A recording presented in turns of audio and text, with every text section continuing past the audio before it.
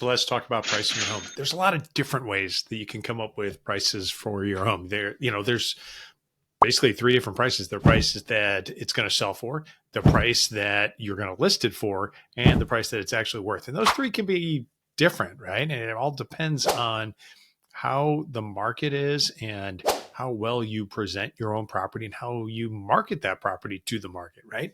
So again, you list it for one price, it's worth another price, and you're going to actually sell it for a third price, right? And those three, who knows which one's going to actually be the higher one, right?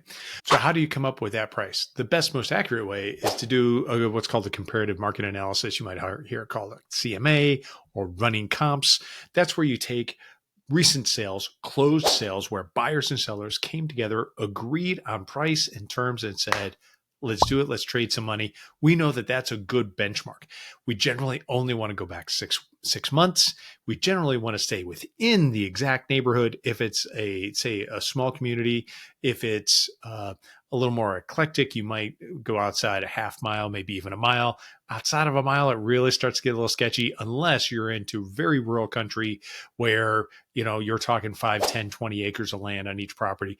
Then maybe you go a little bit further. But for most people, you are going to have a neighborhood name. You're going to stay within the neighborhood, and you're going to look at, the same number of bedrooms, same number of bathrooms, plus or minus 10% of the square footage. And that's the same. Now, then you want to look at how well is that property maintained?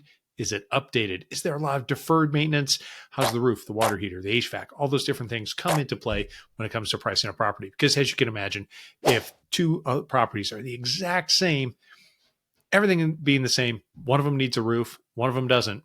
That one that needs a roof, the roof alone, let's say the roof costs $10,000. It's not just a difference in $10,000 because guess what? The buyer has to go out and contract the roofer.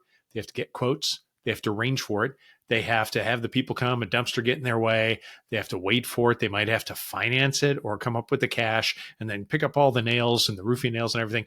That's kind of a hassle. So there's not only the cost of doing it, but also the hassle factor. So when you say, hey, it just needs a roof, it's $10,000, we'll knock 10 grand off. That's actually a deal for the seller because the buyer, there's a hassle factor there and a lot more to it than just the 10,000. So that's something to be concerned with, or to be aware of rather, when it comes to marketing properties, that things that may appear the same, when you start peeling back the onion a little bit, maybe they're not. Here where we are in the Norfolk, Virginia Beach area, there's a lot of water, right? And when we are looking at properties, in general, you don't go across a body of water. You don't go across a 4-lane highway. A double yellow road, I'm probably not crossing that when I'm looking at drawing a circle for the neighborhood. So when you're looking at running those comparable prices, looking at those comparable sales, that's what you're looking for, right? Now, let's compare that to what many other people look at as the gold standard, because it's pretty easy, which is the Zillow's estimate. Now, the thing with this estimate is it's really, really accurate until it's not. Now, what do I mean by that? What I mean is if you look at this estimate and you have a price on your property and then you list it for sale, that sale price is going to become the new estimate. All right. So what happens is the off-market prices are generally not as accurate. They can be off 7% on average, is my understanding, plus or minus. Could be high, could be low. But 95% of the time they're within 5%. Right. That's kind of what I've heard. So 95% of the time, this estimate is plus or minus 5%. The other 5% of the time, it's way out to lunch. Could be high, could be low. And the other thing to keep in mind is that when a property goes on the market, this estimate will adjust generally to match it, get pretty close to it, of that list price. Something with this estimate to keep in mind, especially in our local area, it has a hard time differentiating property types, giving basically a premium to property on the water versus property across the street versus something that's just within the neighborhood, not in a waterfront community, or perhaps something that's on tidal water versus deep water. Zillow does not capture that. Realtors will. But that's what we do, is we figure out what that pricing difference is.